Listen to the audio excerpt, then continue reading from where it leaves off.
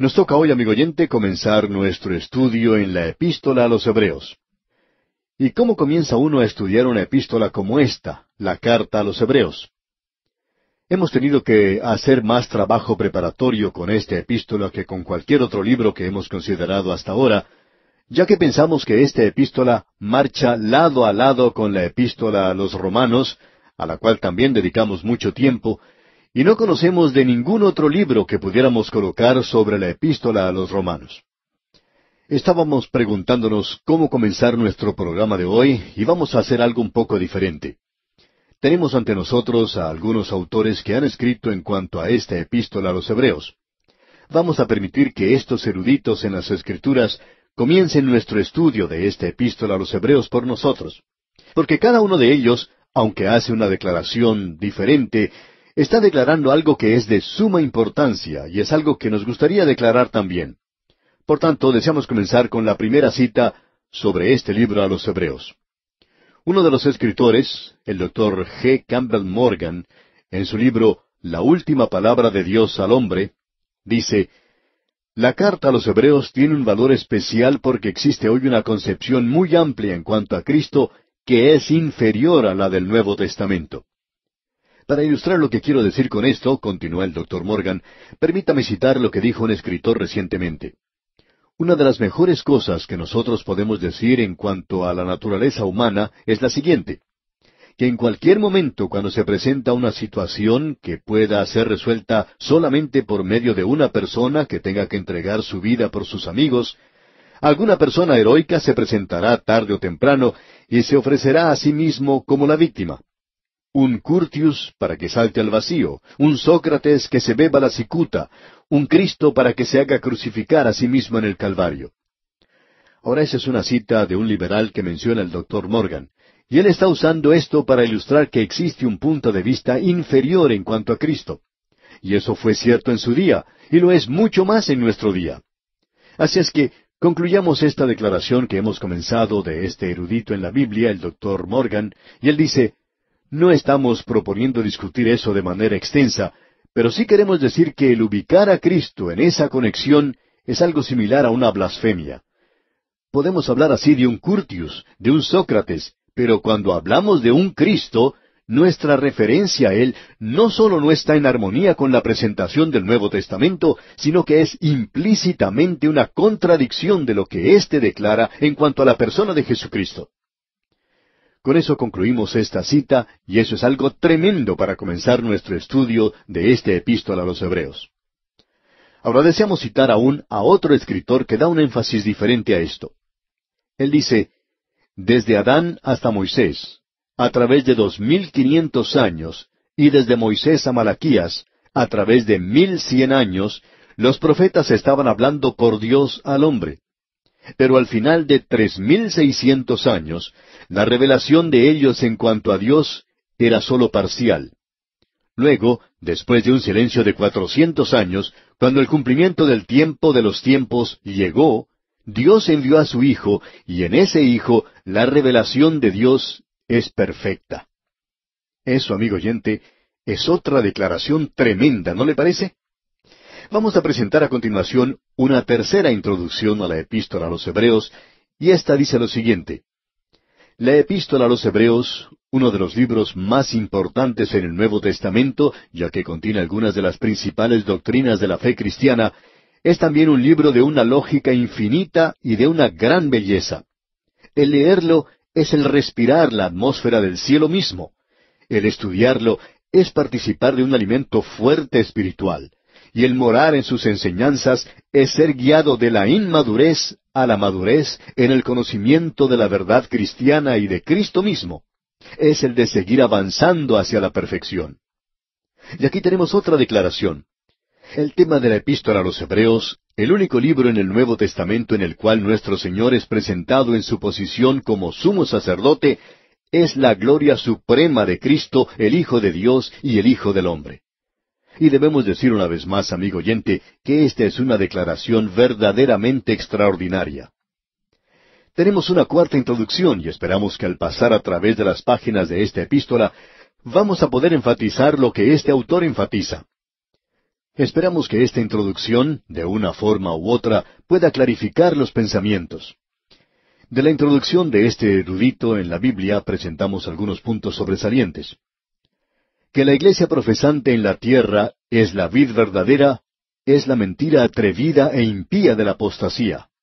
Que ella es el olivo, es la decepción compartida por la masa de creyentes en las iglesias de la Reforma. Pero la enseñanza de las Escrituras es explícita, que Cristo mismo es la vid y que Israel es el olivo, porque Dios no ha excusado o puesto de lado a su propio pueblo. Y esta epístola a los Hebreos no era aceptada por la Iglesia occidental por mucho tiempo, y la razón se encuentra en este punto en particular, porque la Iglesia quería usurpar la posición o el lugar de Israel, y ellos adoptaron todas las promesas y las espiritualizaron y las tomaron para sí mismos, y rechazaron el propósito de Dios en la nación de Israel. Y como resultado, usted puede ver que la Iglesia en esos días tempranos llegó a ser en realidad antisemita, y persiguió a los judíos. Por tanto, amigo oyente, decir que Dios ya no tiene nada que ver con la nación de Israel es una triste equivocación, y confiamos que esta epístola pueda ser de ayuda para nosotros para comprender la gran verdad de que un hebreo es un hebreo, y que cuando éste llega a ser un creyente, él continúa siendo hebreo, tal cual sucede con nosotros cuando llegamos a ser hijos de Dios. Eso no cambia para nada nuestra nacionalidad, sino que nos lleva a algo nuevo, al nuevo cuerpo de creyentes llamado la Iglesia. Y Dios está llamando tanto a judíos como a gentiles para formar un pueblo para sí. Cuando eso sea consumado, Dios sacará a su Iglesia de este mundo y Él continuará su propósito con la nación de Israel, cumpliendo todas sus promesas hechas a ellos y a través de ellos al mundo gentil en aquel día. Creemos nosotros que esta epístola nos va a ayudar. Debemos decir también que estas son 4 grandes introducciones a esta epístola a los Hebreos, y quedamos en realidad endeudados a estos 4 maravillosos expositores de la palabra de Dios por ayudarnos a comenzar de esta manera en este estudio, y ahora podemos lanzarnos con confianza a las aguas de la palabra de Dios en el día de hoy. Tenemos todavía algunos otros asuntos introductorios que debemos considerar. Siempre se ha presentado una pregunta que podríamos decir es legalista, y es, ¿quién es el autor humano de la epístola a los Hebreos? Si usted está familiarizado con la literatura de la Escritura, usted reconocerá que no ha habido unanimidad de pensamiento y que no se ha llegado a ningún acuerdo en cuanto a quién es el autor.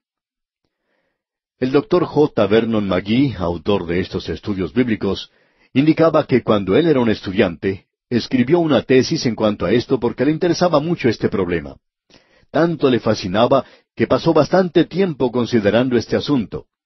Él escribió esa tesis sobre quién escribió la epístola a los Hebreos y él trató de mantener allí la posición de que Pablo el apóstol fue el autor. No vamos a entrar aquí en detalles o en materia técnica o de erudición porque esto puede volverse un poco cansador y aburridor para aquellos que escuchan por radio, y en realidad no están muy interesados en cuanto a esto. Y después de todo, el autor humano es algo que no es muy importante. Lo importante es que esto es parte de la palabra inspirada de Dios. Ahora, el autor de estos estudios bíblicos, el Dr. J. Vernon McGee, ha mantenido la posición de que fue el apóstol Pablo quien escribió esta epístola. Para presentar esto en forma un poco más jocosa, diríamos que tenemos una buena razón para pensar así. Pero si usted quiere saber por qué creemos que Pablo escribió esta epístola a los Hebreos, hay una buena razón, y es esta. Si Pablo no hubiera escrito la epístola a los Hebreos, eso indicaría que él solamente escribió 13 cartas. Ahora, ¿piensa usted que el apóstol se hubiera detenido en un número como ese? Bueno, no pensamos que fuera así. Pensamos que él escribió el libro de los Hebreos, y con eso serían 14. Así es que lo vamos a decir de esa manera, un poco ligera quizá, pero creemos que Pablo fue quien escribió esta epístola. Ahora reconocemos que Juan Calvino no aceptaba esta posición. Tampoco la aceptaba Martín Lutero, y muchos en el pasado tampoco lo aceptaban.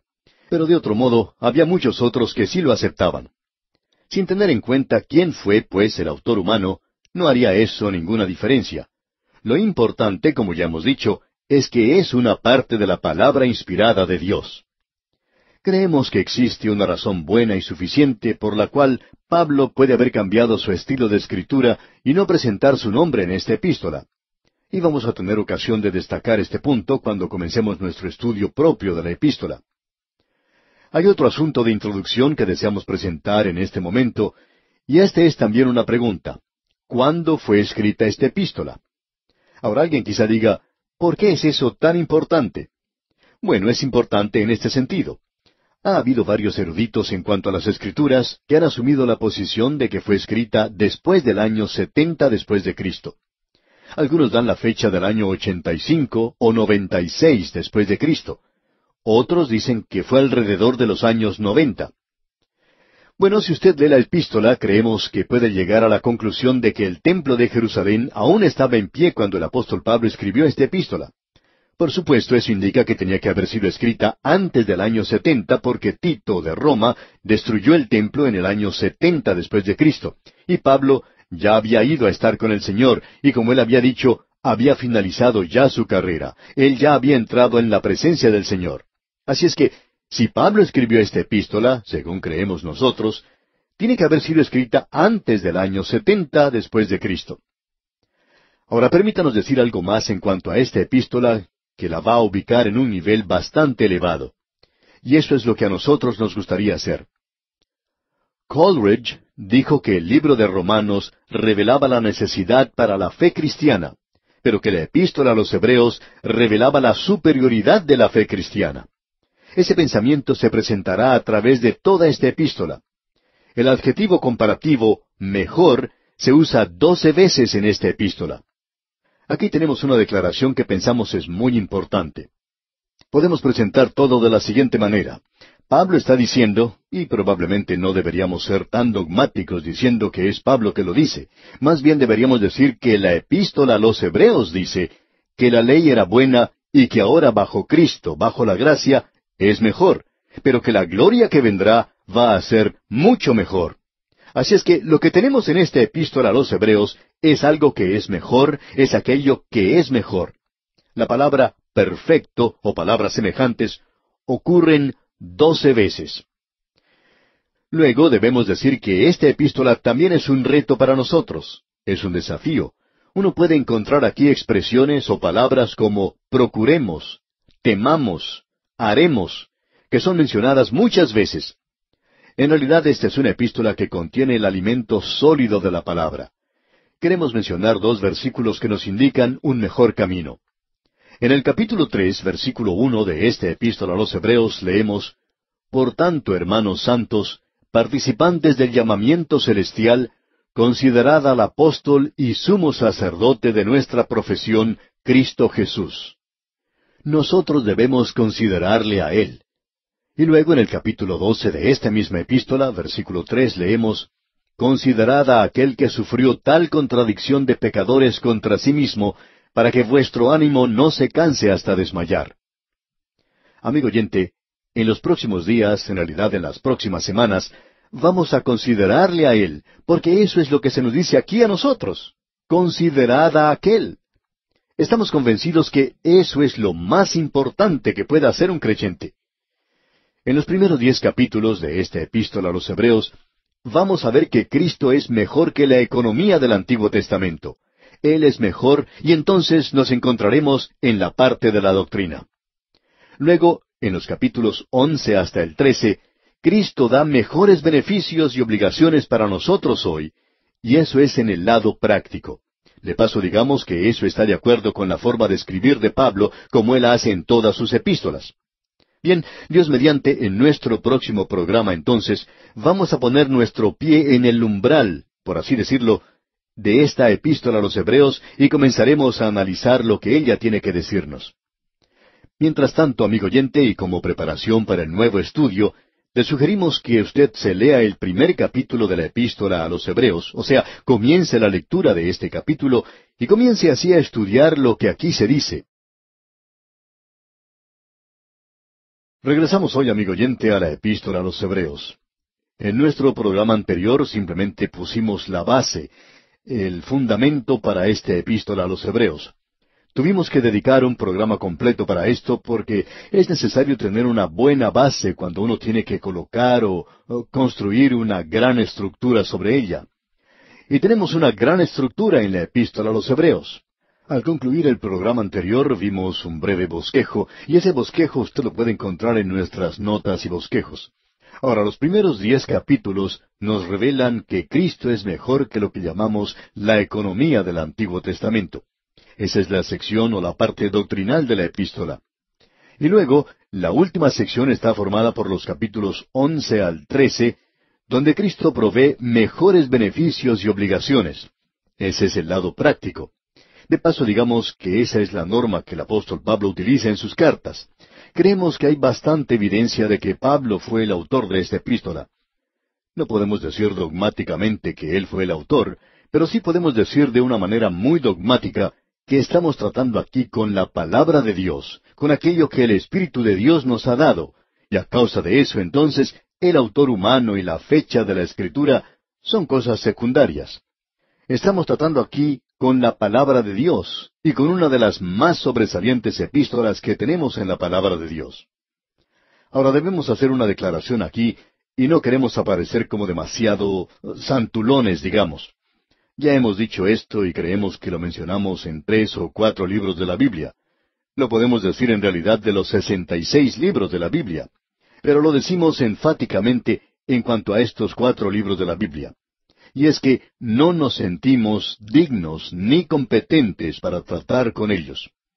Es por eso que permitimos en nuestro programa anterior que 4 eruditos bíblicos nos presentaran la introducción a esta epístola.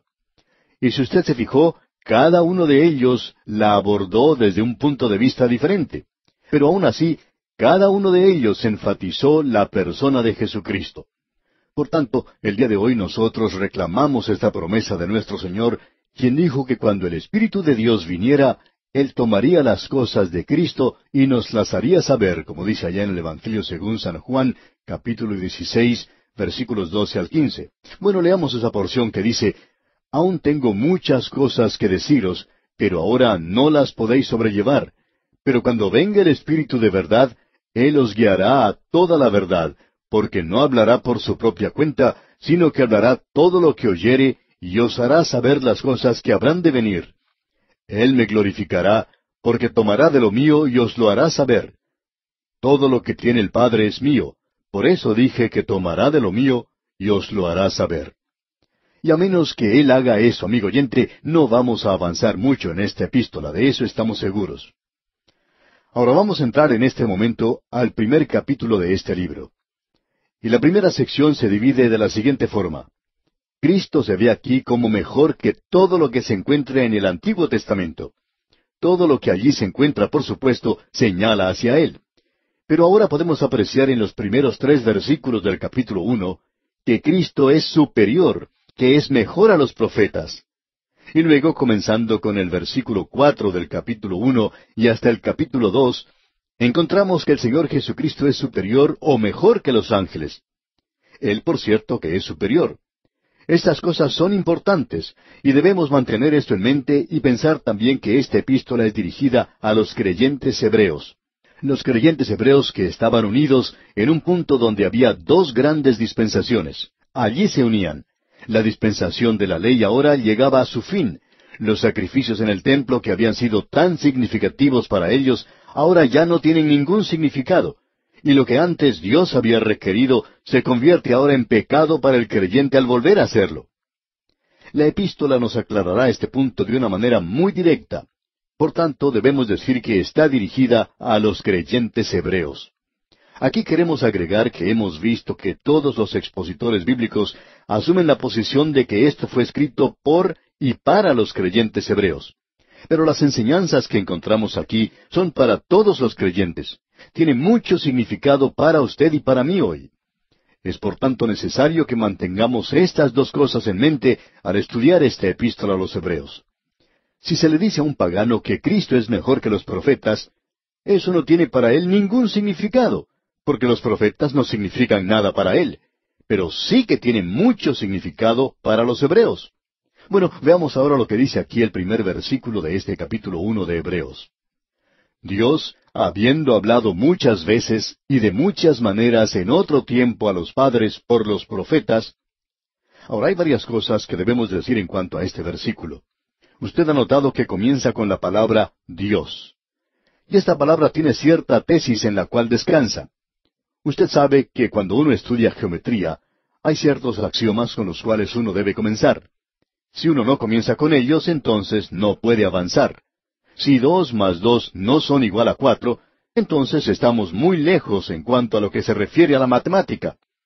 También se nos enseña que una línea recta es la distancia más corta entre dos puntos. Ellos pueden probar eso, de eso estamos seguros. Pero usted lo acepta, eso es verdad. Y cuando se presenta eso, entonces usted comienza a avanzar y luego puede probar otra cosa. Ahora, la palabra de Dios en esta epístola, lo mismo que en el libro de Génesis, no trata de ninguna manera de probar la existencia de Dios.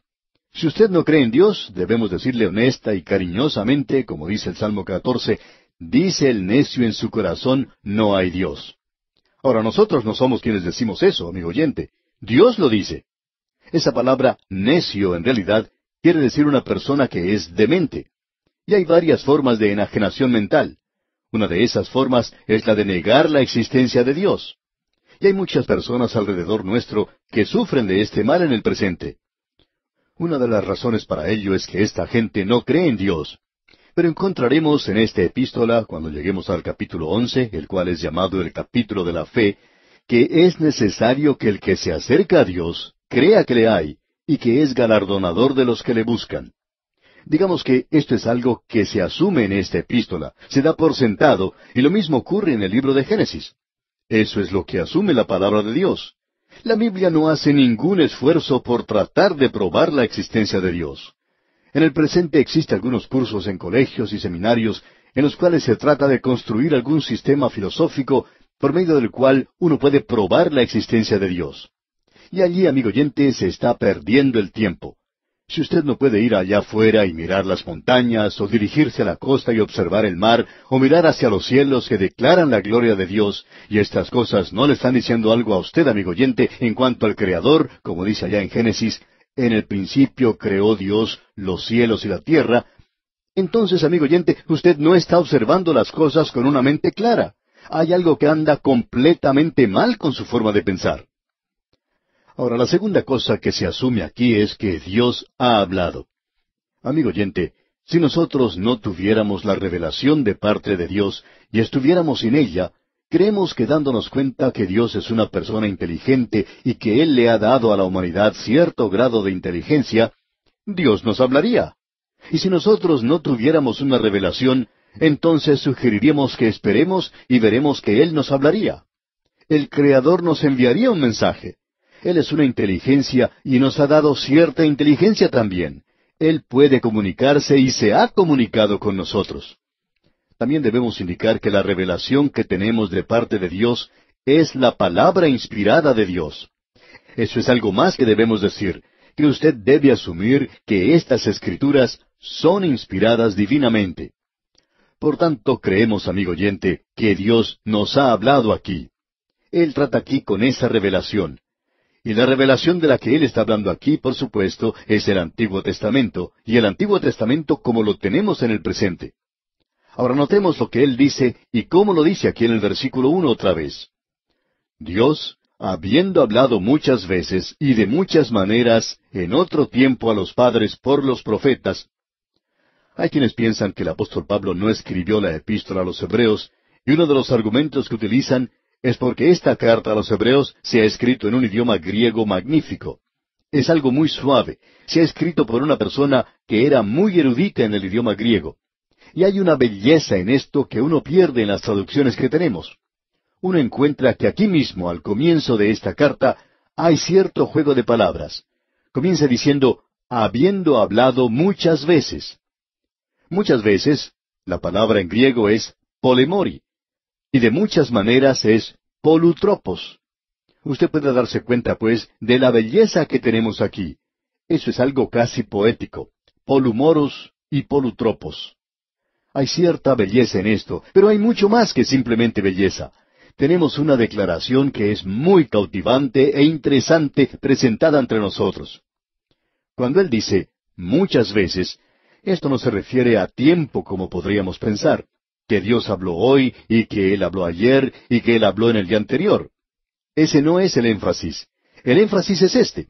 que Dios habló a través de Moisés, pero antes de eso, Dios habló a Abraham. Él le habló a Abraham aparentemente por medio de sueños y enviándole al ángel del Señor. Ahora, cuando él habló con Abraham, no le dijo a él lo que le dijo a Moisés. Él no le dijo nada a Abraham en cuanto a la ley. No le dio los 10 mandamientos. Pero él le dio los 10 mandamientos más tarde a Moisés. Y aún más tarde, él le dijo a David que iba a nacer uno de su linaje, que iba a ser un rey, y que ese rey llegaría a ser el Salvador. Y David dijo cuando ya era un hombre entrado en años, esta es mi salvación, viene uno que será mi Salvador. Dios no le dio esto a Moisés, tampoco se lo dio a Abraham. La realidad es que él le dijo a Moisés, le dio una ley, que no debían tener un rey, que debían volverse a Dios. Pero Dios conocía el corazón humano, y al pasar el tiempo ellos dijeron que querían ser como las otras naciones que les rodeaban, y ellos pidieron un rey. Y es maravilloso ver la forma en que Dios actúa en ocasiones como estas. Él les dio lo que ellos pedían. Él envió esa flaqueza para sus almas, pero Dios utilizó eso como el método de enviar el Mesías, el Salvador, a este mundo. Así es que lo que Él está diciendo aquí en esta maravillosa palabra es que Dios no le dio todo a Abraham. Fue en realidad en el cumplimiento del tiempo que Dios envió a su Hijo. Así es que lo que uno tiene aquí es un desarrollo de las cosas. La segunda palabra, polutropos, de muchas maneras, indica que Él usó diferentes métodos de comunicación. Él se apareció en sueños a Abraham, pero a Moisés le dio la ley. Y más tarde, Él hizo ciertas promesas a Josué y habló a través de sueños. Él habló a través de la ley, habló a través de diferentes tipos, habló a través del rito, a través de la historia, a través de la poesía, a través de la profecía, y utilizó todas estas maneras o formas diferentes en un período largo de tiempo. Dios reunió a unos 45 escritores y les comunicó su palabra en un período de unos 1500 años. Así es que el escritor está diciendo aquí algo realmente maravilloso. De paso, quisiéramos preguntarle, amigo oyente, si alguna vez usted se ha detenido a pensar que esto en sí hace de la Biblia un libro muy notable. Los escritos de Miguel de Cervantes Saavedra son algo fantástico en el nivel humano, pero fue él quien los escribió. Lo importante es que Dios utilizó una serie de escritores humanos, hombres diferentes, con diferente educación y antecedentes, con estilos y competencia muy diferentes también. Podríamos pensar que Simón Pedro no era muy bueno en cuanto al idioma griego, pero no lo vamos a criticar porque muchos de nosotros somos peores que él. Pero Dios lo utilizó, amigo oyente. Y en esta epístola a los Hebreos sí creemos que Pablo fue quien la escribió. Se revela que Pablo era un maestro en cuanto al idioma. Cuando él escribe a los Gálatas y cuando escribe a los Corintios, él les habla de forma directa, de manera que ellos entiendan lo que él está diciendo. Él usa el idioma de la gente de los puertos. Y Pablo había estado allí porque había viajado mucho por barco. Así es que lo que tenemos aquí es un versículo magnífico. Así es que esta epístola comienza de una manera tremenda, y no hay nada aquí que trate de probar que Dios existe. Leamos una vez más este versículo 1. Dios, habiendo hablado muchas veces, y de muchas maneras en otro tiempo a los padres por los profetas. Esperamos que por lo menos hayamos podido comunicar este mensaje hoy. Si usted niega la existencia de Dios, quizá esto le dé a usted algunos pensamientos nuevos en los cuales pueda considerar lo que decimos. Quizá el problema esté con usted y no con Dios. Muchas mentes pequeñas que han obtenido doctorados en la universidad niegan la existencia de Dios. Y nosotros nos preguntamos, ¿quiénes son en realidad estas personas que colocadas al lado de Dios no tienen ninguna relevancia? Entonces no nos sorprende que Dios no haya perdido tiempo tratando de probar cosa alguna, porque si usted se acerca a Él, es mejor que crea que Él es. Y aquí en este primer versículo de esta epístola a los Hebreos, en el capítulo 1, dice, Dios, habiendo hablado muchas veces y de muchas maneras en otro tiempo a los padres por los profetas, y quizá nos convenga preguntar aquí quiénes son los padres. Bueno, Abraham, Isaac, Jacob, Josué, Moisés, David, Isaías, estos son los padres, pero no son mis padres, y quizá no sean los suyos tampoco. Él es el Dios de Abraham, de Isaac, de Jacob, y gracias a Dios que Él también es nuestro Dios. Pero aquí se dice que es el Dios de los padres. Y le estaba hablando aquí a personas que llaman a Abraham, a Isaac y a Jacob sus padres. y eso ha sido hablado por los profetas. Ahora Moisés era profeta, y él no solo habló de las cosas del futuro.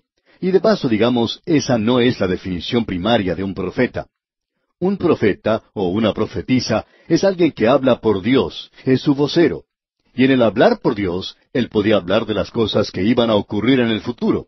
Pero eso es algo secundario a su cargo. Nuevamente debemos decir que tenemos aquí un versículo extraordinario. Ahora Dios ha hablado en otros tiempos a los padres por los profetas. El Antiguo Testamento fue dado a cierta gente. Y esperamos que antes de concluir con este primer versículo, hayamos establecido esto, amigo oyente. Es importante leer la Escritura de manera correcta y por lo menos dejar que diga lo que dice, y no hacer que diga algo que esté de acuerdo con cierta teoría o doctrina. Ahora en el versículo 2, el versículo siguiente, leemos, «En estos postreros días nos ha hablado por el Hijo, a quien constituyó heredero de todo, y por quien asimismo hizo el universo».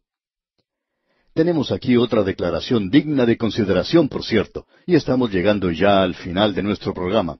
Como usted puede apreciar, esta es una gran epístola en la cual estamos entrando ahora. Solamente hemos podido considerar el primer versículo. Pero Dios finalmente ha hablado por medio de su Hijo. Y permítanos finalizar con esta nota. Él nos ha hablado por medio de su Hijo. Y la traducción literal es que Dios nos habló en el Hijo. O como cierto expositor bíblico dice, Dios nos habló en alguien que tiene el carácter de que es un hijo. Dios finalmente nos ha hablado a través de su Hijo. Y escuche bien, amigo oyente, lo que decimos al finalizar. Dios ha hablado por última vez a este mundo en Cristo. Si Él hablara en este día desde el cielo mismo, Él repetiría algo que ya ha dicho, porque aquí tenemos la última palabra de Dios para este mundo en Cristo Jesús. Y ya veremos esto, Dios mediante, en nuestro próximo programa. Regresamos hoy, amigo oyente, a esta epístola a los Hebreos, al capítulo 1, versículo 2. No estamos avanzando muy rápidamente y no tenemos ninguna intención de hacer eso porque creemos que es una epístola que nos revela al Señor Jesucristo de una forma muy peculiar. Y queremos verle en la forma en que el Espíritu de Dios lo revela a cada uno de nosotros para poder apreciar en alguna medida la gloria de su persona, porque eso es importante. Andrés Murray lo dijo de la siguiente manera. El conocimiento de Jesucristo que nosotros necesitamos para la conversión no es lo suficiente para el crecimiento o el progreso, para la santificación, para la madurez. Y luego dijo lo siguiente, nuestra gran necesidad es la de conocer a Jesucristo mejor. Y esta epístola, amigo oyente, nos va a ayudar a hacer precisamente eso. Ahora, en nuestro programa anterior vimos en el versículo 1 que lo que tenemos aquí es que Cristo es superior a los profetas, porque todos ellos, lo mejor que podían hacer era presentar nada más que una revelación parcial. Dios nunca le permitió a uno de los escritores del Antiguo Testamento que presentaran una revelación completa. Es necesario poner todo junto para ver lo que dice el Antiguo Testamento. Pero ahora, Dios ha hablado de una forma final, completa, adecuada y segura en su Hijo. Y el versículo 2 comienza diciendo, en estos postreros días nos ha hablado por el Hijo. Y como dijimos en la oportunidad anterior, la traducción literal es, Dios hablónos en el Hijo. Bien, vemos que Él está diciendo aquí, en estos postreros días nos ha hablado. Y ese nos creemos que es muy importante. Él ha hablado a los mismos que habló, es decir, a los padres, por los profetas del Antiguo Testamento. Por tanto, estos eran creyentes hebreos. Ahora, si Dios nos ha dado a nosotros su palabra final en el Señor Jesucristo, entonces esto es lo último que Él tiene que decirnos a usted y a mí en el día de hoy. Usted recuerda lo que el Espíritu de Dios dijo, o mejor dicho, el Padre dijo desde el cielo, «Este es mi Hijo amado, en quien tengo complacencia, a Él oíd». Como lo vemos allá en el Evangelio según San Mateo, capítulo 17, versículo 5. Él es quien está ante nosotros. Ahora Él dice que nos ha hablado por el Hijo. Por tanto, Cristo es superior a cualquiera de los escritores del Antiguo Testamento porque la revelación es completa en Él. Él cumple todo lo del Antiguo Testamento y Él mismo presenta la palabra final a los hombres.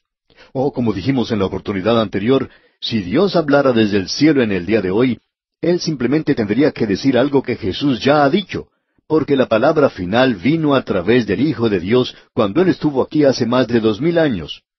Y el Señor mismo dijo allá en el Evangelio según San Juan, capítulo 16, versículos 13 y 14, el Espíritu de verdad tomará de lo mío y os lo hará saber. Y el Espíritu de Dios está hablando a través de Juan y Santiago, Lucas y Pablo, y nos ha dado la revelación completa ahora de Dios. Y Él muestra aquí la superioridad del Hijo en 7 declaraciones incomparables que tenemos ante nosotros. Y estas declaraciones que tenemos nos hacen dar cuenta que ninguno de nosotros podemos llegar a comprender cada una de ellas completamente. Notemos lo que dice el versículo 2. En estos postreros días nos ha hablado por el Hijo, a quien constituyó heredero de todo, y por quien asimismo hizo el universo. Ahora aquí tenemos 2 declaraciones. La número 1 es, a quien constituyó heredero de todo. Esto es algo que nos revela el programa para el futuro. El Señor Jesucristo es el heredero de todo. Pero hay algo aquí que debemos mirar cuidadosamente. Juan dice que todas las cosas fueron hechas por Él, y sin Él nada de lo que es hecho fue hecho. Así es que esto ya le pertenece a Él. La creación es suya porque Él la creó, se nos dice. Entonces, ¿cómo puede ser que Él es el heredero de todo? Bueno, amigo oyente, Él vino a este mundo y tomó para sí la humanidad nuestra. El primer hombre de la raza humana recibió dominio sobre toda la creación, y nosotros no enfatizamos eso lo suficiente porque en Génesis hay declaraciones tremendas que se presentan con solo unas pocas palabras. En cierta ocasión un predicador estaba hablando y cuando llegó al final del mensaje, él quería presentar una ilustración, y dijo, yo quiero decir eso en palabras pequeñas. Lo que él quería decir era en pocas palabras. Él quería decir las cosas breves. Bueno, así es como escribió Moisés los primeros 11 capítulos del Génesis, con pequeñas palabras. Y cuando decimos eso, indicamos que Él está declarando las cosas de una manera breve. Y cuando Dios dice que le dio al hombre dominio, Él no hizo de él un jardinero de primera clase para que cuidara de las plantas y atendiera a los árboles. Eso no era lo que estaba haciendo Adán. Adán tenía dominio. El dominio tiene que ver con el gobierno. Toda la creación estaba bajo él. Creemos que cuando él quería que lloviera, simplemente llamaba a la lluvia. Y creemos que cuando él quería un poco más de calor, simplemente hacía que subiera la temperatura. Creemos que él controlaba este mundo. Pero ahora él perdió todo eso. Cuando el Señor Jesucristo vino a esta tierra, Él se hizo hombre. Y usted puede notar que una de las razones por la cual realizó ciertos milagros es que los realizó en todos los medios, el medio natural, el medio físico. Él podía controlar al cuerpo humano, podía controlar la naturaleza, Él podía calmar las tormentas, Él podía alimentar a 5,000 personas. Él recobró todo ese poder. Ahora el Señor Jesucristo va a ser el heredero de todo. Él recobró aquello que Adán había perdido, y se nos dice en las Escrituras que nosotros vamos a ser herederos también. Y somos herederos junto con Cristo. Eso es una palabra interesante, esto de ser herederos junto con Él. Esto me indica que nosotros vamos a ser herederos iguales. Permítanos ilustrar esto, amigo oyente. Hay algunas personas que han estado muy interesadas en nuestro ministerio radial y nos han apoyado de una manera maravillosa. Y algunos nos mencionan en sus testamentos. Y a veces nos colocan como herederos juntamente con otros y a veces iguales. A veces ellos dicen, bueno, yo quiero que tanto vaya para tal misión y tanto para a través de la Biblia. Eso es igual, es decir, cada uno de nosotros puede usar eso como quiera, y lo que indica esto es que es nuestro. Pero a veces uno es heredero juntamente con otro. Y eso indica que una persona tiene control de todo esto y que simplemente le da a otro tanto como sea necesario en el tiempo propicio. Es decir, están controlando esa heredad. Pues bien, el Señor Jesucristo es el heredero. Nosotros somos herederos juntamente con Él. Esto indica que Él controla todo esto, pero Él me puede permitir a mí tener algo en algún lugar. Él puede ponerme a mí a cargo de algo.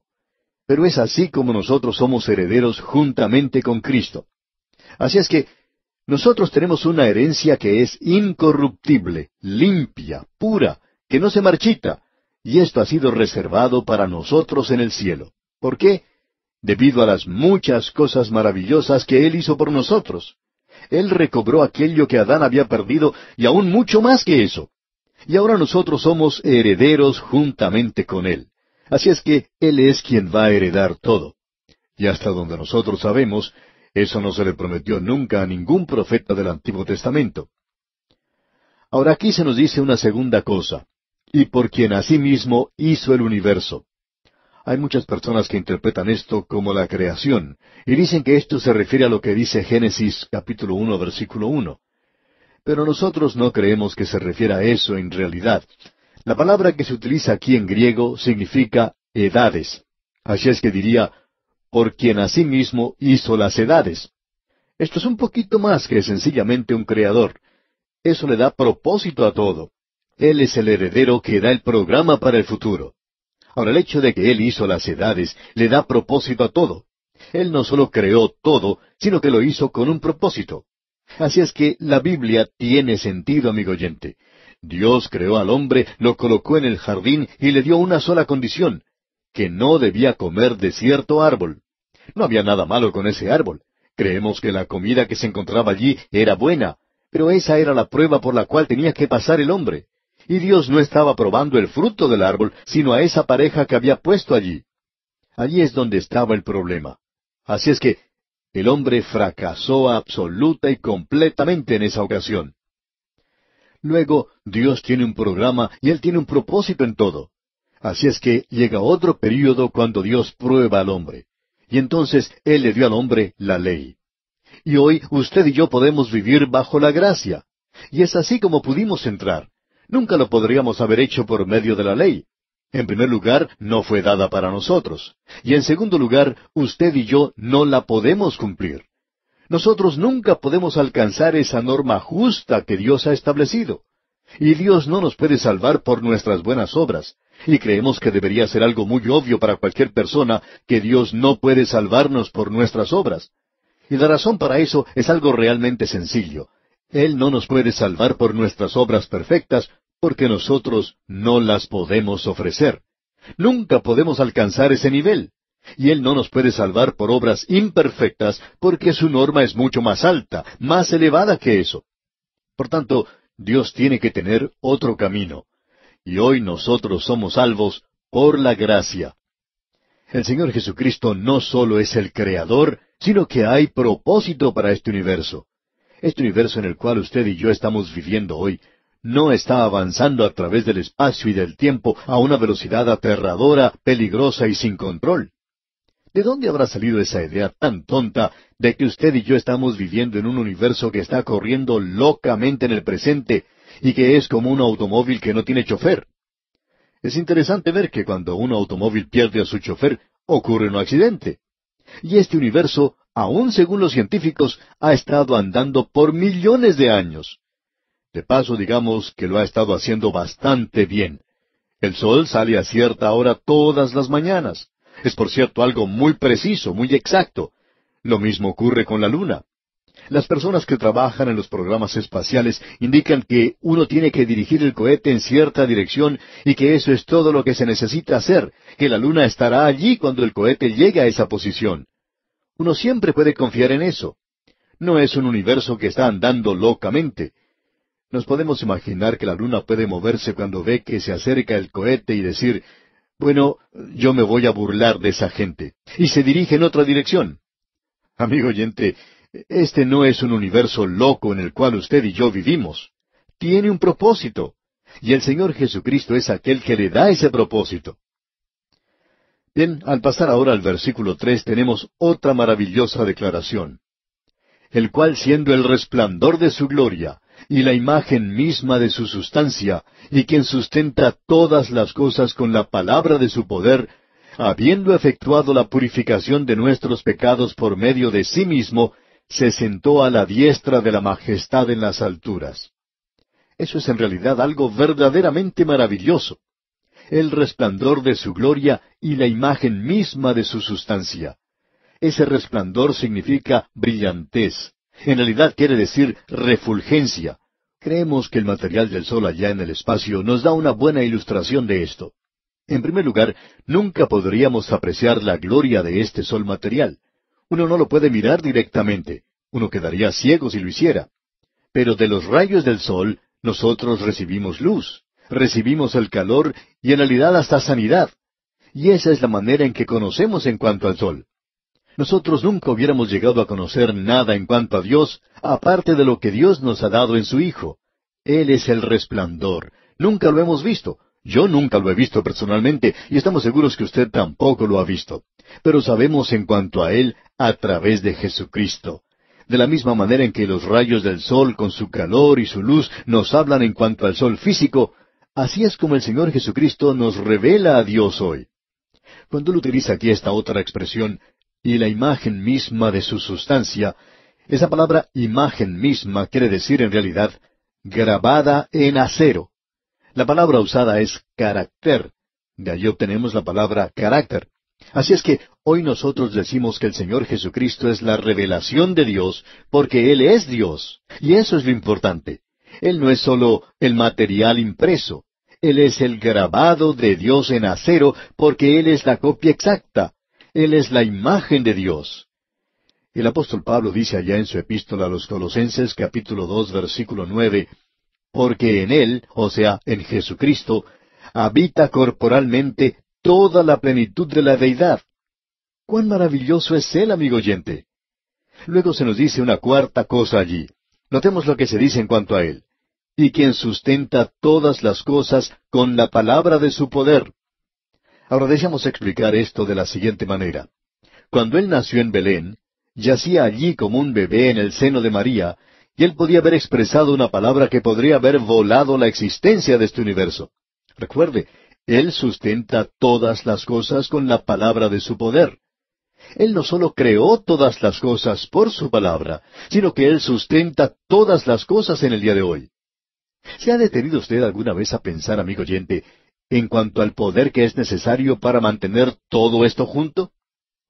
El hombre ha aprendido muy poco en cuanto a esto, pero ha aprendido algo. Por ejemplo, el hombre tomó el átomo, eso tan pequeñito, y lo desató. Y cuando el hombre desató ese pequeño átomo y lo dividió, por cierto que liberó mucho poder. Ahora, ¿quién puso todo ese poder allí? ¿Quién mantiene todos esos átomos juntos? Bueno, es el Señor Jesucristo. Él es quien lo hace. Es que, amigo oyente, Él es el programa, el propósito, Él es la persona de Dios, y Él es el preservador de todas las cosas. Él no solo creó el universo por su palabra, sino que Él sustenta todas las cosas. Amigo oyente, usted y yo somos mantenidos sobre este mundo en el cual vivimos. Ahora no vivimos dentro de Él, sino que vivimos sobre Él. Y si Él no nos mantuviera aquí por lo que se llama la gravedad, entonces saldríamos volando por el espacio. Él mantiene todas las cosas, y este universo se desintegraría si no hubiera esa supervisión y poder constante de Él. Ahora Él no es un atlas que sostiene la tierra de forma pasiva. Él está actuando activamente, manteniendo toda la creación. Y eso, amigo oyente, es mucho más grande que haberlo creado al principio. Él lo mantiene todo junto. Él hace que las cosas sigan funcionando, que sigan andando. Y esa es una de las cosas grandes y tremendas que Él está haciendo en el presente. Notemos ahora la quinta cosa que se menciona aquí, y esto es algo realmente maravilloso. Escuche usted. Habiendo efectuado la purificación de nuestros pecados por medio de sí mismo. Ese es el perdón de nuestros pecados. Él purificó nuestros pecados. Podemos decir que este es el único purgatorio que se menciona en la Biblia. Él pasó a través de esto por usted y por mí, amigo oyente. No hay ningún purgatorio para cualquier persona que confíe en Cristo, porque Él ya purificó nuestros pecados. Él pagó el castigo. Y cuán maravilloso es esto, amigo oyente. Hasta ahora habíamos ido solamente a Belén, pero ahora llegamos al Calvario mismo. Y Él hoy ofrece el perdón de los pecados. Y la purificación fue lograda por lo que Él hizo en el Calvario por usted y por mí. Y hoy nosotros somos aceptados en el amado. Y uno no puede agregar nada a lo que Él ha hecho por nosotros. Luego vamos a ver que Él ha hecho provisión para nosotros para el presente. Guardaremos esto, Dios mediante, para la próxima ocasión, porque después de todo, de eso es que trata esta epístola. Él está vivo hoy, sentado a la diestra de Dios.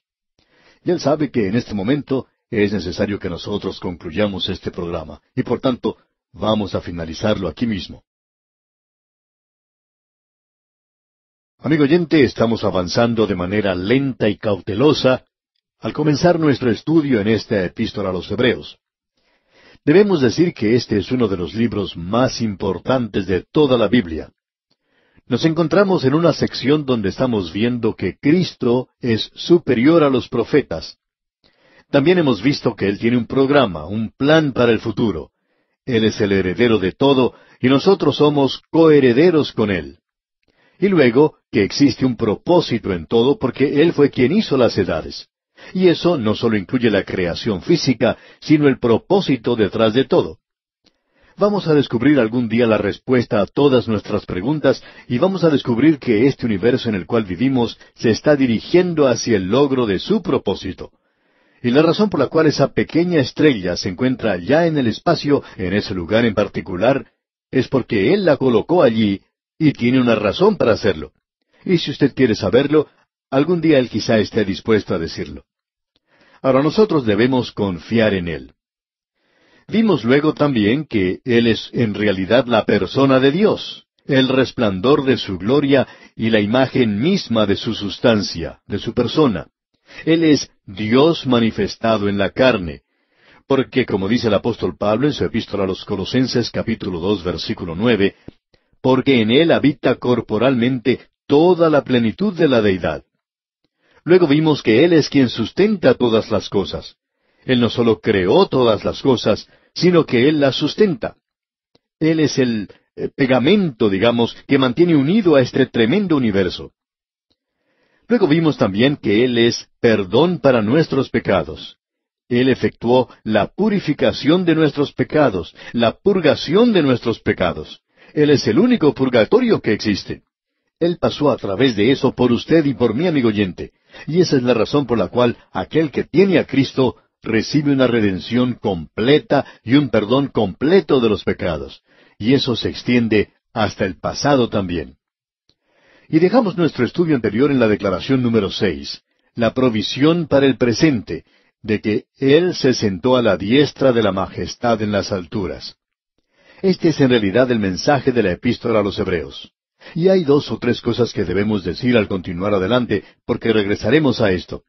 En primer lugar, permítanos decir que Él recibió una gloria y una majestad cuando regresó al trono de su Padre, algo que Él no había tenido antes. Es decir, que hay algo en el cielo en el día de hoy que no había 2500 años atrás o en la eternidad pasada, porque la gloria está ahora el hombre con sus manos perforadas por los clavos, así como también con su costado mostrando la herida de la lanza. Y pensamos que aún en un cuerpo glorificado todavía se pueden ver esas cicatrices. Y nosotros le conoceremos a Él por las cicatrices de los clavos en sus manos. Le veremos a Él algún día. Pero en este mismo instante Él se encuentra allí y Él no había estado así antes. Él era Dios hace 2500 años, pero en el día de hoy es el Dios hombre. Y cuando dice aquí que Él se sentó, esto no indica que Él estaba cansado y está descansando ahora, o que no está haciendo nada.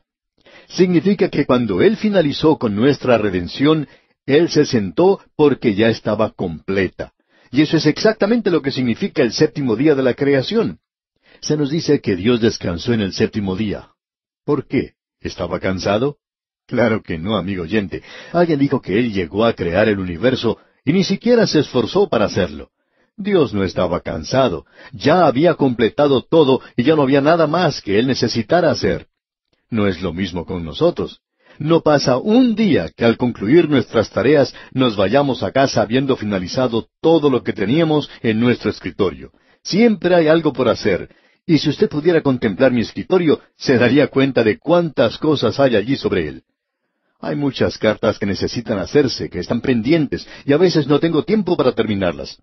Es necesario preparar los programas, y tenemos un programa de 5 años y nos gusta hacerlo. Esto es parte de nuestro ministerio y nos regocijamos en esto, pero no hay nada completo. En cambio, Cristo se sentó porque la redención estaba completa. Y amigo oyente, usted no puede levantar ni siquiera su dedo meñique para agregarle algo a la redención que Él logró para usted en la cruz del Calvario. Él ha completado ya su redención y nosotros estamos completos en Cristo. Permítanos finalizar lo que dijimos hace un momento en cuanto a lo que el apóstol Pablo decía allá en su epístola a los Colosenses capítulo 2 y versículo 9. Porque en Él habita corporalmente toda la plenitud de la deidad. Bueno, en el versículo siguiente, el versículo 10 de ese capítulo 2 de la epístola a los Colosenses dice, y vosotros estáis completos en Él, que es la cabeza de todo principado y potestad. Nosotros hemos sido hechos completos en Él, y ahora somos aceptos en el amado. Y eso es lo que significa cuando Él se sentó. Pero aún hay otro aspecto, y este aspecto es, según pensamos nosotros, lo que dijo el escritor, hay un hombre en la gloria, pero la iglesia lo ha perdido de vista. Y opinamos que lo que él pensaba al decir estas palabras estaba relacionado con el presente ministerio de Cristo. Jesucristo tiene un ministerio para hoy, y ese ministerio puede interpretarse de la siguiente manera. Él murió para salvarnos. Él vive allí en el trono para mantenernos salvos. Él tiene un ministerio en el día de hoy, y es un ministerio de intercesión, un ministerio de pastorado, un ministerio para disciplinar a su iglesia en el día de hoy. Y Él aún está a la diestra de Dios, y está aún interesado en la iglesia. Y Él está dispuesto a ayudarle hoy. ¿Qué es lo que necesita usted hoy, amigo oyente? ¿Necesita misericordia? ¿Necesita ayuda? ¿Necesita sabiduría? ¿Qué es lo que necesita? Bueno, ¿por qué no se dirige a Él? Cuéntele a Él cuáles son sus problemas. ¿Ha hecho usted eso? ¿Ha puesto usted sus problemas a sus pies, es decir, a los pies de Cristo? ¿Le ha pedido usted que Él intervenga a su favor y que lo haga según su santa voluntad? De paso, digamos, amigo oyente, que Él lo hará según la voluntad de Él, no la suya. La oración, amigo oyente, no es algo para persuadir a Dios para que Él haga algo que Él no tiene intenciones de hacer. La oración es para que usted y yo nos pongamos en línea con el programa de Dios. Y por tanto, Él se encuentra allí en el día de hoy. Él vive allí para hacer intercesión por nosotros. Y nosotros podemos obtener misericordia y hallar gracia que nos ayude en el tiempo de necesidad. Eso es lo que esta epístola a los Hebreos nos va a decir, que este es el ministerio presente de Cristo. Y eso hace de esto algo real y verdadero. Un Buda no le puede ayudar a usted hoy. Mahoma no le puede ayudar. Y nadie, ninguno de los fundadores modernos de las religiones puede ayudarle. Nos sorprende escuchar a personas que dicen que han sido sanadas por un milagro hecho por tal o cual persona. Más adelante nos enteramos que esa persona que sanó a la otra ha fallecido. Entonces, si uno le pregunta a esa persona que fue sanada, ¿puede esa otra persona ayudarle a usted ahora? Y por supuesto que esa otra persona contesta, no, ha muerto. Bueno, entonces, Jesucristo está vivo. Él es nuestro sumo sacerdote y está vivo en el día de hoy. Y eso es algo realmente maravilloso. Se cuenta que en cierta ocasión un grupo de jóvenes se dirigió a la tumba de Lenin un domingo de Pascua y tenían una bandera que decía, Lenin está muerto, Jesucristo vive. Y luego cantaron algunos cantos de resurrección y no fueron arrestados. Pensamos que las autoridades simplemente sonrieron a lo que vieron y no creemos que eso gane a los perdidos para Cristo. Pero diremos que estos jóvenes demostraron cierto valor al hacer eso y pensamos que tenían un mensaje. Y este es el mensaje de la epístola a los Hebreos. Lenin está muerto, Jesús vive. Y Él es quien nos puede ayudar hoy. Él es aquel a quien nosotros podemos dirigirnos y pedir ayuda. Ese va a ser el mensaje de este libro, y esa es la razón por la cual estamos predicando tanto tiempo que Él se sentó a la diestra de la majestad en las alturas. Y Él llevó allá una gloria que aún Dios no tenía, y eso era ese cuerpo en el cual Él había logrado su redención y la mía aquí en esta tierra. Él se entregó a sí mismo, Él derramó su preciosa sangre para que usted y yo, amigo oyente, podamos vivir. Bien, llegamos ahora a la séptima declaración que se hace en cuanto a Jesucristo aquí.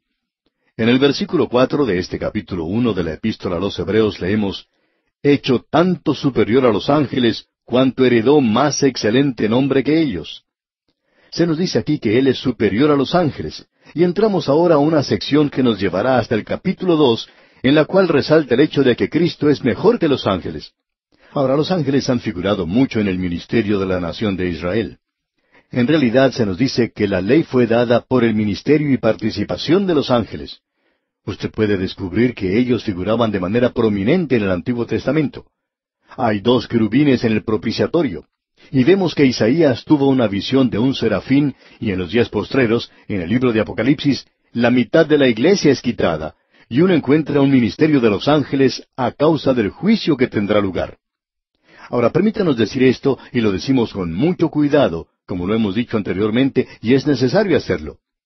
El ministerio de los ángeles no está conectado con la iglesia para nada.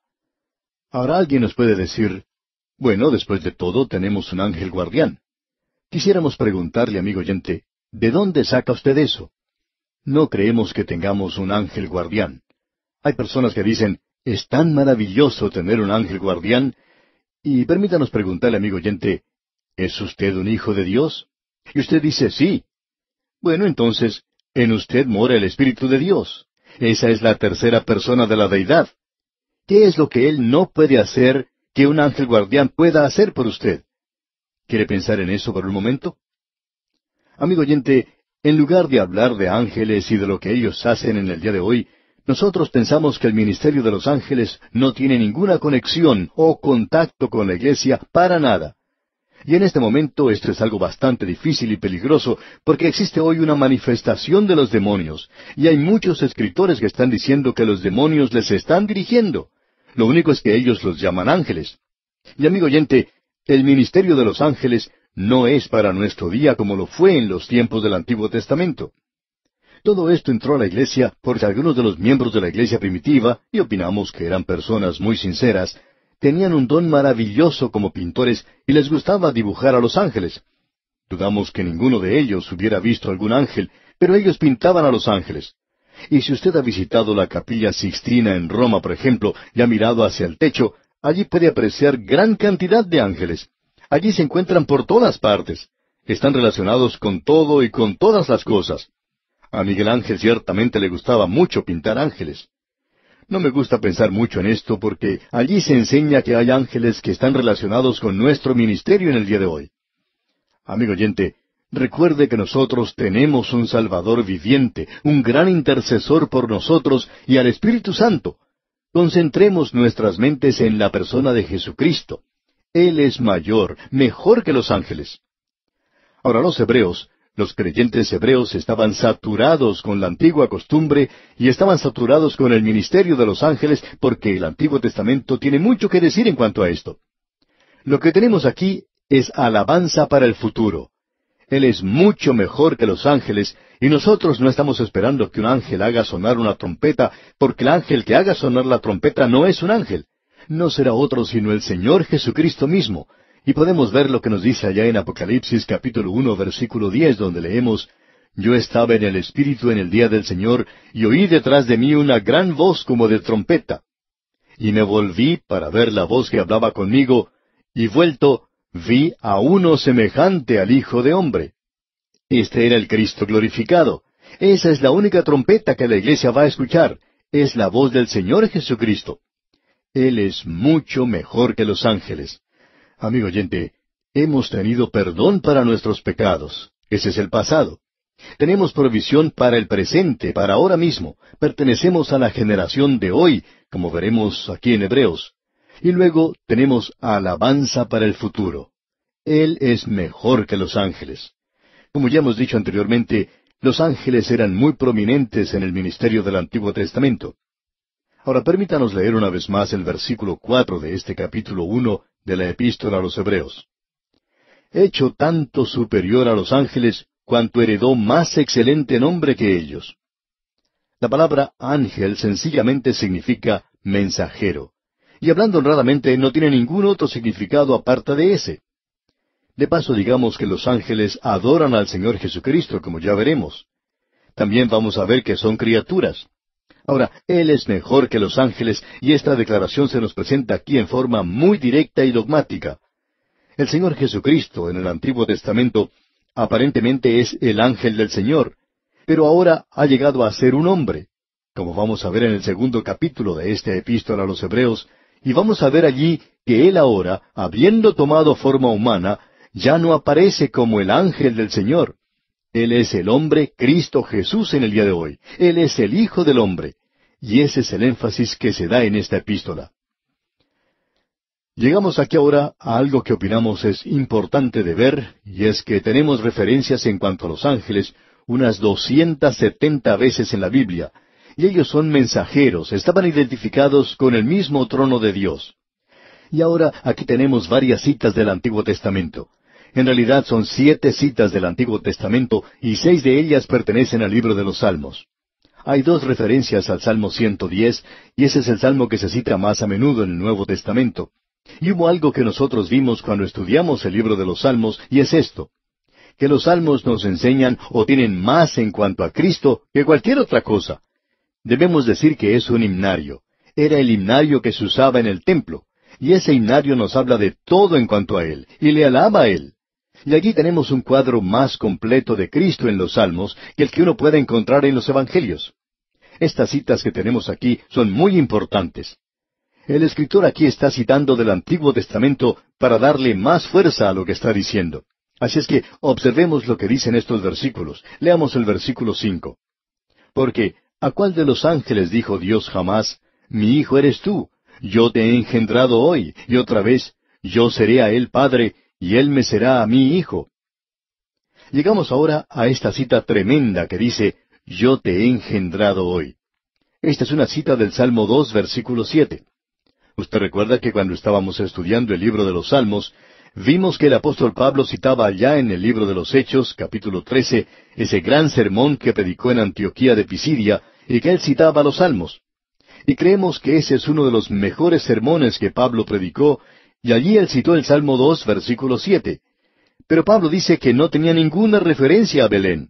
Pablo dejó en claro que esas palabras se refieren a la resurrección de Cristo cuando Él resucitó de entre los muertos.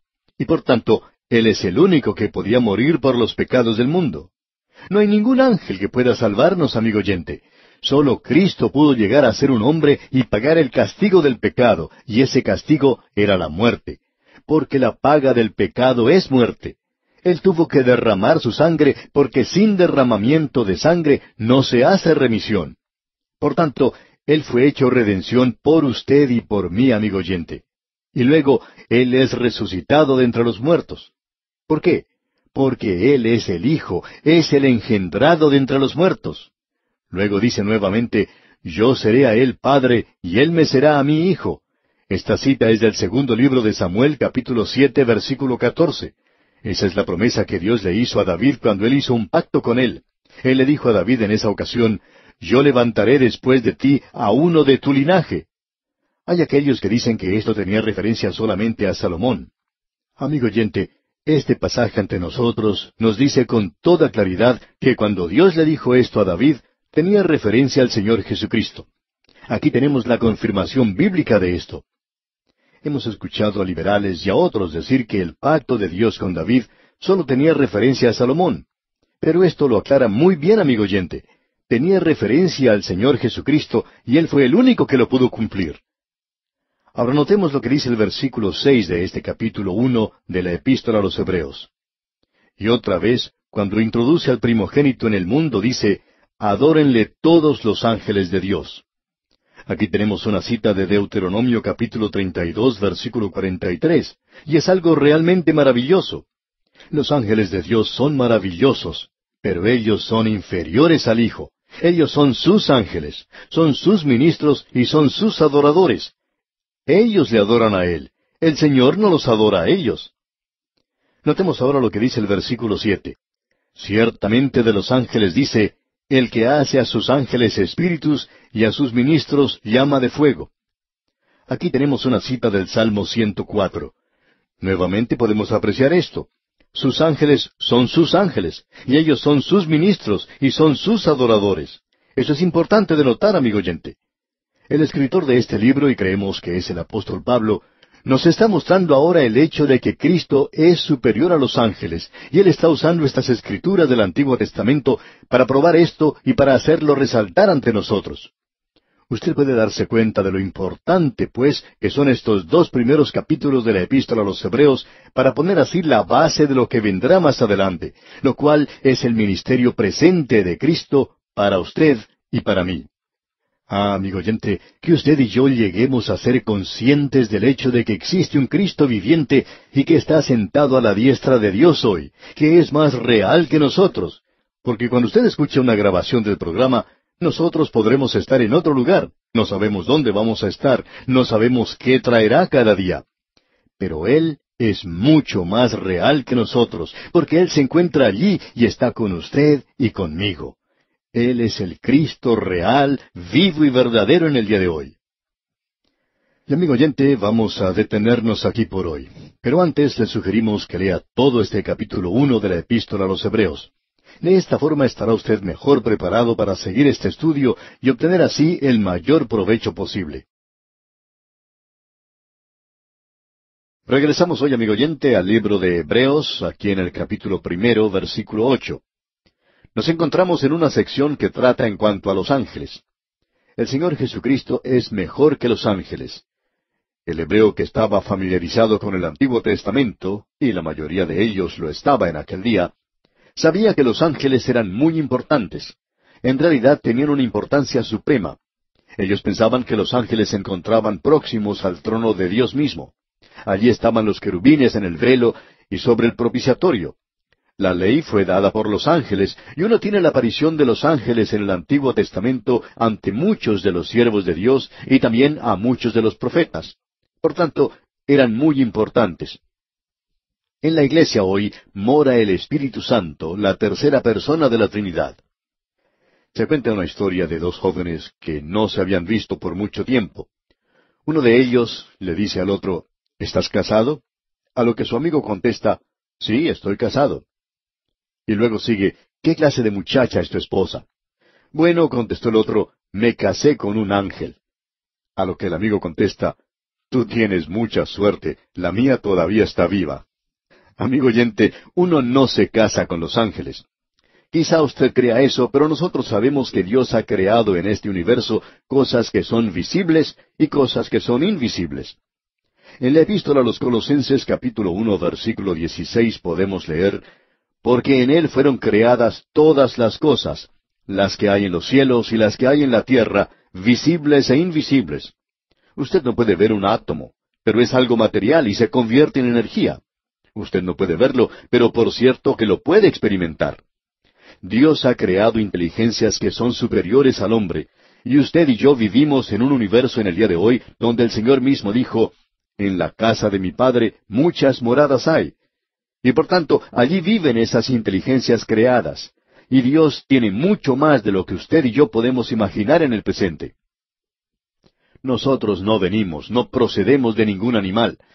Existe un reino material y también existe un reino animal, el reino humano, el reino espiritual. Existen criaturas que son inferiores al hombre, y hay criaturas que son superiores al hombre. Usted y yo nunca fuimos producto de un animal, tampoco vamos a llegar a ser un ángel. Ahora, como hemos podido apreciar, los ángeles son mensajeros. Puede ser humano o divino. Existe cierto orden de criaturas que es sobrenatural y eso lo encontramos en las Escrituras. Creemos que nos sorprendería mucho si tuviéramos una idea en realidad de la cantidad de ángeles. Se les llama las huestes celestiales y eso indica que hay muchos de ellos. Aparentemente su cantidad no disminuye ni crece de ninguna manera. Ahora, la ley vino por medio de ángeles. Y como ya hemos dicho, hay querubines en el velo en el propiciatorio. Israel pensaba de ellos como que estaban próximos al trono de Dios. Pero Cristo es superior, es mejor que los ángeles. Veamos lo que dice ahora el versículo 8 de este capítulo 1 de la Epístola a los Hebreos. Mas del Hijo dice, tu trono, oh Dios, por el siglo del siglo, cetro de equidad es el cetro de tu reino. Esta es una cita del Salmo 45 y nos revela que este es uno de los grandes salmos mesiánicos, que hay uno que viene del linaje de David. David dice, mi lengua es pluma de escribiente muy ligero. Es decir, que David nos está diciendo que él nos podía decir muchas cosas mejor de lo que él las podía escribir. David está tan entusiasmado de que va a venir alguien en su linaje, y ese, según el escritor del libro de Hebreos, es el Señor Jesucristo. Y Él es aquel que va a reinar en justicia y equidad, y Dios no le ha dado eso a ningún ángel para que lo realice. Ahora el versículo 9 dice, Has amado la justicia y aborrecido la maldad, por lo cual te ungió Dios, el Dios tuyo, con óleo de alegría más que a tus compañeros. Esta es una declaración muy relevante. Tu trono, oh Dios. Este es Dios el Padre llamando Dios a Dios el Hijo. ¿Quiere usted negar que Dios se ha manifestado en la carne? Entonces, amigo oyente, usted está contradiciendo a Dios mismo. Dios le llamó a Él Dios. ¿Cómo le va a llamar usted? Bueno, no sé cómo le llamará usted, pero yo le voy a llamar Dios. Él es Dios manifestado en la carne. Esta es una declaración extraordinaria, por cierto. Él es mejor que los ángeles porque Él va a gobernar. Él es el Rey de Reyes y el Señor de Señores, quien va a gobernar sobre toda esta tierra algún día. Leamos ahora los versículos 10 al 12 de este capítulo 1 de la Epístola a los Hebreos. Y tú, oh Señor, en el principio fundaste la tierra, y los cielos son obra de tus manos. Ellos perecerán, mas tú permaneces, y todos ellos envejecerán como una vestidura, y como un vestido los envolverás, y serán mudados. Pero tú eres el mismo, y tus años no acabarán. Aquí tenemos esta importante declaración de que Él es el Creador. Y ya que Él es el Creador, los ángeles son criaturas. Tenemos aquí un gran contraste que se nos presenta en esta sección en particular. Los ángeles son criaturas. Él es el Creador. Y esta es una cita que tenemos en el Salmo 102, versículos 25 al 27. Veamos ahora los versículos 13 y 14 de este capítulo 1 de Hebreos. Pues, ¿a cuál de los ángeles dijo Dios jamás, siéntate a mi diestra, hasta que ponga a tus enemigos por estrado de tus pies? ¿No son todos espíritus ministradores enviados para servicio a favor de los que serán herederos de la salvación? Ahora alguien va a decir, aquí dice que los ángeles van a ser espíritus ministradores para servicio a favor de los que serán herederos de la salvación. Veamos esto de la siguiente manera, amigo oyente. A favor de los que serán, dice aquí. Aquí se está mirando al futuro, cuando Dios se vuelva hacia la nación de Israel y al mundo de los gentiles, después de que la iglesia sea sacada de este mundo. Dios está actuando según un programa y un propósito, como ya hemos visto, y cuando Él lo hace, entonces ellos nuevamente ministrarán. Pero lo interesante de ver es que no dice aquí que es para aquellos que ahora mismo son los herederos de la salvación. Creemos que debemos notar esto. Ahora, Cristo es el Hijo, los ángeles son los siervos. Cristo es el Rey, los ángeles sus súbditos. Cristo es el Creador, los ángeles son criaturas. Él está esperando hoy hasta que ponga a sus enemigos por estrado de sus pies. Dios nunca le dijo eso a un ángel, pero Él se lo dijo a su Hijo, y su Hijo reinará un día. Amigo oyente, nos encontramos en una sección de la Biblia que es realmente descollante. En esta sección, por tanto, tenemos presentada la deidad, la divinidad del Señor Jesucristo. Aquí tenemos la exaltación, la elevación de Cristo superior a los ángeles. Llegamos ahora al capítulo 2 de esta epístola a los Hebreos, y en este capítulo 2 vamos a ver la humillación de Cristo, que Él se hizo hombre y se hizo inferior a los ángeles. Él fue creado un hombre de la Virgen María, y Él tomó en sí mismo nuestra humanidad. Él fue así, y por tanto Cristo es el revelador de Dios, y Él es el representante del hombre. En esta epístola vamos a encontrar dos cosas en cuanto a Él: que Él revela a Dios al hombre aquí en la tierra, y que Él representa al hombre ante Dios. Yo tengo un representante allá arriba, tengo a alguien que me está representando. Yo no sé en cuanto a usted, amigo oyente, pero pienso que en la capital de mi país hay aquellos que son llamados a representarme a mí y que no están haciendo una buena labor. Solo están tratando de hacer las cosas que les interesa a ellos. Se interesan en nosotros únicamente cuando estamos votando, y en ese instante somos muy queridos por los políticos. Yo soy esa persona tan inteligente que no puedo hacer nada malo con tal de que yo vote por ellos. Pero, amigo oyente, es maravilloso saber que tenemos un representante ante Dios.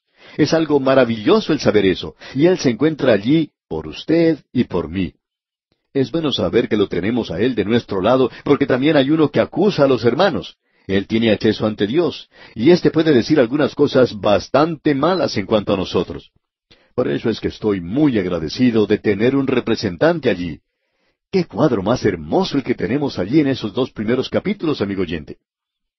Primero tenemos la exaltación, la elevación de Cristo, superior a los ángeles, porque Él es Dios. Y ahora en el capítulo 2, Él se hace a sí mismo inferior a los ángeles. Él descendió, y aquí tenemos la humanidad de Cristo. Tenemos las dos cosas, la deidad de Cristo y la humanidad de Cristo. Debemos señalar que a través de toda esta epístola tenemos ciertas señales o advertencias de peligro. Hay varias señales de peligro en la epístola a los Hebreos que queremos mencionar. La primera que encontramos está en los versículos 1 al 4 de este capítulo 2, y ese es el peligro de que nos deslicemos. La segunda advertencia de peligro la encontramos en el capítulo 3, versículos 7 hasta el capítulo 4, versículo 2, y allí el peligro es de incredulidad. Luego, en el capítulo 5, versículos 11 al 14, encontramos la tercera señal de peligro, y ese es el peligro de ser tardos para oír, de ser un estudiante retrasado en la escuela de Dios. Algunos de nosotros somos así. Tenemos luego la cuarta señal de peligro, la del peligro de apartarse, y eso lo vemos en el capítulo 6, versículos 1 al 20. Hay también una quinta señal de peligro, y esta es en cuanto al peligro de despreciar, y eso lo encontramos en el capítulo 10, versículos 26 al 39. Encontramos aún otra señal de peligro, la sexta, en el capítulo 12, versículos 15 al 29, donde se nos advierte en cuanto al peligro de la negación. Estas señales de peligro son advertencias para el pueblo de Israel, para que ellos no dejen de gozar la bendición completa de Dios, la cual ha provisto a través de Cristo. Dios advirtió a la nación en Kadesh Barnea que si ellos fracasaban en su intento de entrar a la tierra de Canaán, que ellos no iban a recibir la bendición. En realidad, todo lo que esa generación obtuvo fue la experiencia del desierto, y ellos nunca llegaron a saber lo que era vivir en las bendiciones de esa tierra. Hay dos lugares en los cuales puede vivir el creyente del día de hoy. Usted puede vivir en el desierto y tener la experiencia del desierto como creyente, o puede entrar al lugar de bendición. Usted puede entrar a esas bendiciones cruzando el río Jordán, en forma espiritual, por supuesto. Uno puede cruzar hoy el río Jordán por medio de un puente, pero no es una experiencia muy placentera, porque cuando uno sale del puente y entra a Israel, el tráfico se detiene como 5 veces para ser inspeccionado, y esto produce frustración en los viajeros hasta el punto de no estar seguros de si en realidad quieren cruzar el río Jordán. Pero el creyente puede dar gracias al Señor porque ha cruzado el río Jordán de manera espiritual en el Señor Jesucristo a través de su muerte y su resurrección. Sepultados juntamente con Él por el bautismo, resucitados con Él en vida nueva. Así es como Josué logró que cruzaran los hijos de Israel. ¡Cuán maravilloso es esto, amigo oyente! Ahora, al llegar a esta advertencia aquí, queremos que usted note que es una advertencia para el Hijo de Dios hoy, una advertencia de que sí existe un peligro de deslizarnos. Leamos pues el primer versículo de este capítulo 2 de Hebreos. Por tanto, es necesario que con más diligencia atendamos a las cosas que hemos oído, no sea que nos deslicemos. Quizá usted ha oído la historia de un hombre que se acostó a dormir en un bote en un río. Ese bote se soltó y comenzó a deslizarse en las aguas del río hacia los rápidos. Cuando llegó a ese lugar, ya era demasiado tarde. No había nada que se pudiera hacer en cuanto al bote y en cuanto al hombre, y éste se dirigió a las cataratas y, por supuesto, allí murió. Ahora alguien quizá puede preguntar, ¿qué debo hacer para ser perdido? Bueno, usted sabe cuál es la respuesta a lo que se debe hacer para ser salvo. Pero, ¿cuál es la respuesta a aquel que dice que quiere ser perdido? La respuesta es, sencillamente, nada. Siga por el camino que está recorriendo ahora, amigo oyente. Usted se está deslizando y las cataratas se encuentran en su camino. Usted y yo pertenecemos a la familia humana perdida. Nosotros no estamos siendo juzgados. A veces nos cansa oír que hay personas que dicen que Dios nos está probando, pero no es siempre así. Nosotros estamos perdidos. Él está salvando a algunos hoy que se vuelven o que acuden a Cristo. Nosotros ya estamos perdidos. No es necesario que usted haga nada para ser perdido. Usted ya lo está. ¿Qué debo hacer para ser perdido? Nada, amigo oyente, porque esa es nuestra condición natural. Existe, por tanto, ese peligro de la negligencia. La negligencia en cualquier área de la vida es algo trágico. Esto nos hace recordar de una secretaria que descubrió que tenía cáncer de la cadera. El médico le informó eso a ella, pero ella continuaba postergando la operación. Finalmente llegó un día cuando ya era demasiado tarde. Ella ya se estaba deslizando y eso era todo. Se le había advertido del peligro, pero ella siguió deslizándose y cuando por fin se realizó la operación, ya era demasiado tarde. Cuando uno se mueve en un nivel espiritual, amigo oyente, cuando escucha el mensaje del Evangelio y no hace nada en cuanto a eso, eso es mucho más trágico. Hay muchas personas que escuchan el mensaje, lo siguen escuchando, pero no hacen nada en cuanto a esto. Uno de nuestros oyentes nos informa que ha escuchado por mucho tiempo y nos dice, algún día voy a aceptar esa oferta y recibir a Cristo. Pero en este instante, este hombre está deslizándose. No sabemos cuál es la distancia que haya recorrido, pero llegará un día cuando será demasiado tarde y ya no habrá más nada que hacer. Uno puede sufrir un ataque al corazón, un accidente o algo así. Vamos a ver en esta epístola que ahora es el tiempo aceptable. Hoy es el día de salvación. Amigo oyente, nos agradaría ver a todos aquellos que nos están escuchando en este instante que formaran parte de la generación de ahora. Ahora es el tiempo aceptable. Hoy es el día de salvación. El peligro de deslizarnos es un peligro real. Así es que aquí tenemos una advertencia. Ahora en el versículo 2 de este capítulo 2 de la Epístola a los Hebreos leemos, porque si la palabra dicha por medio de los ángeles fue firme, y toda transgresión y desobediencia recibió justa retribución, cuando aquellos ángeles llegaron a Sodoma, ellos anunciaron un juicio, y fue ejecutado. Usted descubrirá que cuando un ángel lleva un mensaje en el Antiguo Testamento, uno puede confiar en que eso que él dice va a llevarse a cabo. Y continúa aquí en el versículo 3 con una pregunta diciendo, ¿cómo escaparemos nosotros si descuidamos una salvación tan grande? La cual, habiendo sido anunciada primeramente por el Señor, nos fue confirmada por los que oyeron. Había un predicador hace unos años que comenzaba sus sermones diciendo, mi amigo, tengo una pregunta que hacer. Yo no la puedo responder. Usted tampoco la puede responder. Ni siquiera Dios puede responderla. Y luego presentaba este texto. ¿Cómo escaparemos nosotros si descuidamos una salvación tan grande? Amigo oyente, no queremos ser irreverentes al decir esto, pero esta es una pregunta que Dios no puede responder. Él nos presenta esto de una manera muy clara, de que no lo puede hacer. ¿Cómo escaparemos? ¿Conoce usted alguna forma de escape? El único camino es Cristo. Él ha dicho eso. Yo soy el camino, la verdad y la vida. Nadie viene al Padre sino por mí. Sin embargo, hay otros caminos que al hombre le parecen rectos. Muchos caminos hoy. Amigo oyente, si usted está buscando una religión diferente, usted la puede encontrar. Y si usted no encuentra una que le guste, puede comenzar una y usted tendrá unos cuantos que le sigan. Siempre hay aquellos que van a estar de acuerdo con usted. Hay camino que parece derecho al hombre, pero su fin es camino de muerte, declara la Escritura. ¿Cómo escaparemos nosotros si descuidamos una salvación tan grande? ¿Qué es lo que tengo que hacer para ser perdido? Nada, amigo oyente. Simplemente descuídese. Ahora leamos otra vez este versículo 3 y continuemos con el versículo 4 también. ¿Cómo escaparemos nosotros si descuidamos una salvación tan grande? La cual, habiendo sido anunciada primeramente por el Señor, nos fue confirmada por los que oyeron, testificando Dios juntamente con ellos, con señales y prodigios y diversos milagros y repartimientos del Espíritu Santo según su voluntad. Y creemos que tenemos aquí una referencia directa al día de Pentecostés, cuando se pudo observar la utilización de esos dones. Y todo eso confirmaba el mensaje. ¿A quién? A la nación de Israel, porque él dice, la cual, habiendo sido anunciada primeramente por el Señor.